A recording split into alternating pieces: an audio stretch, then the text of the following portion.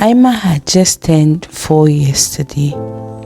Today, she was home, playing with her father. They were laughing, spinning, and being silly. Then her father smiled and said, "Look at your face. It looks just like your mother's."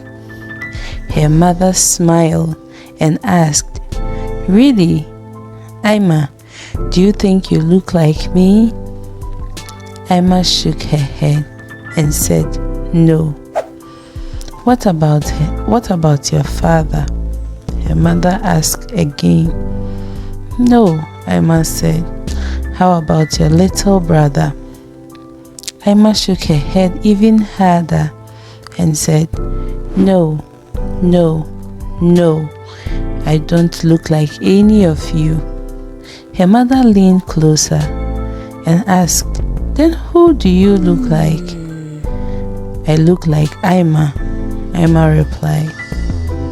Her mother chuckled. "Do you know you are beautiful?" "Yes, I'm very beautiful," Aima replied confidently. "Who told you that?" Her mother asked. "I don't need anyone to tell me I'm beautiful, because I just know," said Aima. "And who gave you your beauty?" Her mother asked again. "Aima gave me my beauty." At first, Aima's mother smiled. She had always made sure to affirm her daughter's beauty and worth every single day. She never wanted Aima to doubt herself, not for a moment. But now, hearing her daughter's confident words, a small worry grew inside of her. Was it too much? Could too many affirmations be making Aima think she was the only one who was beautiful? Aima had just turned 4, and yet she already spoke with such certainty. Her mother's smile faded just a little, not because Aima was wrong, but because her mother suddenly wasn't sure. Was Aima's confidence growing roots in self-love or sprouting pride that might blind her to the beauty in others? Aima's answer made her mother pause. She had always told Aima how beautiful she was every single day, not just because of her face, but because she wanted her little girl to grow up confident and unshaken by the world. But now, Aima's words stirred a quiet fear in her mother. She's only 4.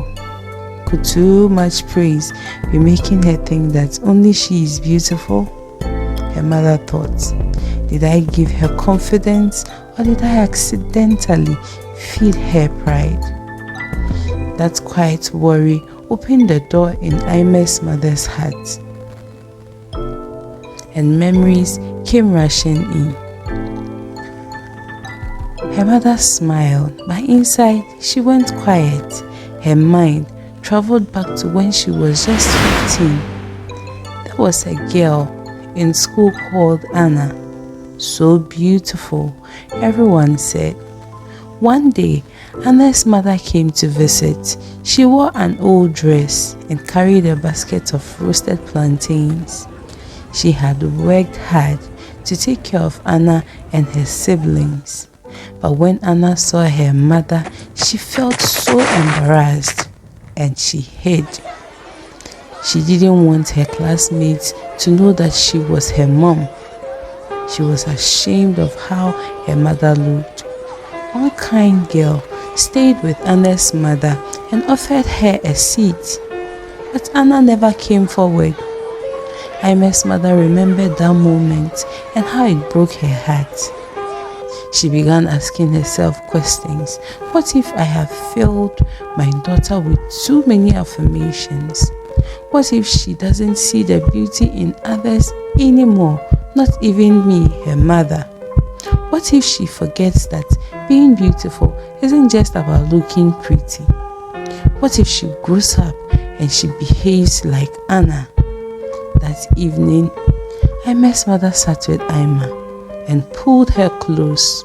She knew she had to teach Aima about seeing beauty in others and not just herself. "Aima, you do look like yourself," she said. "But did you know you are also a little bit of all of us?" She touched Aima's bright eyes. "These eyes, kind and curious, are just like your father's." She held Aima's fingers. "These fingers, strong like your brother's." She touched Aima's cheek. "And this smile, my love, it's mine. You are special because you carry pieces of the people who love you most." Aima looked up and smiled, not because someone told her to, but because she felt it. She was already beautiful and perfectly Aima. Her mother hugged her and said, "I love you." Aima hugged her mother back and said, "I love you too, Mom." They both went to bed, hearts full and happy. The next day, something funny happened. Whilst Aima's mother stood in front of the mirror, tying her hair, Aima walked in and stood beside her mother. And as soon as she saw her reflection in the mirror, she said, "Look at Aima's face. Very beautiful. Mommy's face is messy. Daddy's face is messy. My brother's face is messy.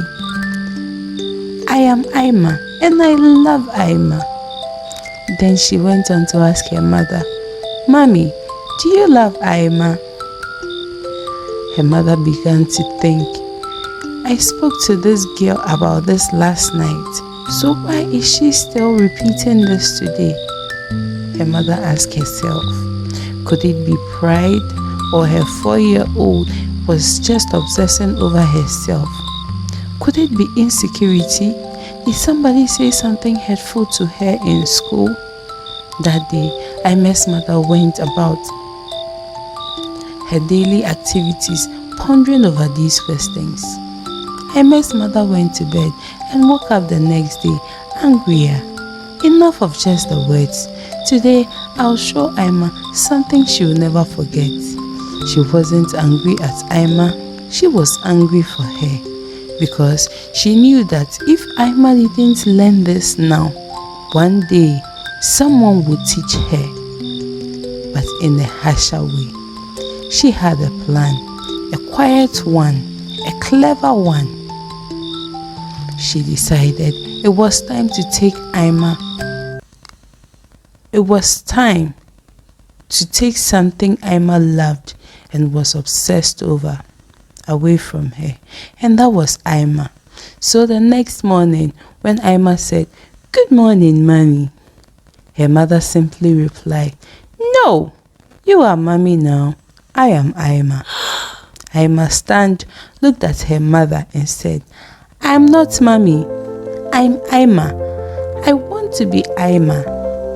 Aima cried for several days because her name had been taken away from her. She loved her. She loved Aima. She is not Mommy and she doesn't want to be Mommy. She went to her father with tears in her eyes and asked, "Daddy, am I not Aima?" "Yes, you are," replied her father. She came back to her mother and said, "Mommy, I'm Aima, okay? Daddy said I'm Aima and you are Mommy, okay? You have a beautiful face, okay? Please, let me be Aima so you can be Mommy, okay?" But her mother still insisted Aima was Mommy.